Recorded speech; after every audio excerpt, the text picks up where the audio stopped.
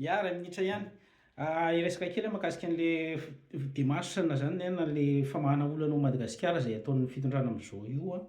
de ny situation Madagasikara tompoko de efa situation efa avancé be zany le fahasimbana dikan'izany raha mamaha olana ianao a de olana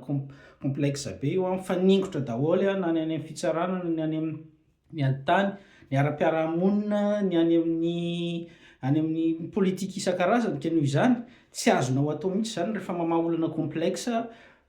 izahana io tsirairay avy, vahana tsirairay le izy hoe vahana aloha ny antsefanana tany de vahana ny aty amin'ny rafitra. Rafitra mihitsy ny olana, ie rafitra tena olana tokoa fa tsy afaka zarazaraina le izy fa tsy maintsy ataonao famahana olana synchronisé zany le izy, ary am'zay famahana olana synchronisé zay de alefa miaraka zany le famahana an'le izy a de alefa tsikelikely, tsy mila victoire ngeda be anao fa victoire tsikelikely, ary am'zay lafin'izay a dia tsy ahita situation optimale partout ianao fa optimale kelikely zany ny azahoanao anazy, ary amin'ny sasany izy metimety be any amin'ny sehatra hafa le izy mety hoe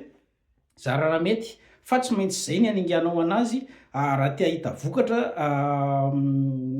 azo tsapain-tanana vetivety zany ianao anatin'le famahana an'le olana. Ka zay le izy fa de mirary soa antsika rehetra mba samy hahita vahaolana ho an'ny firenena.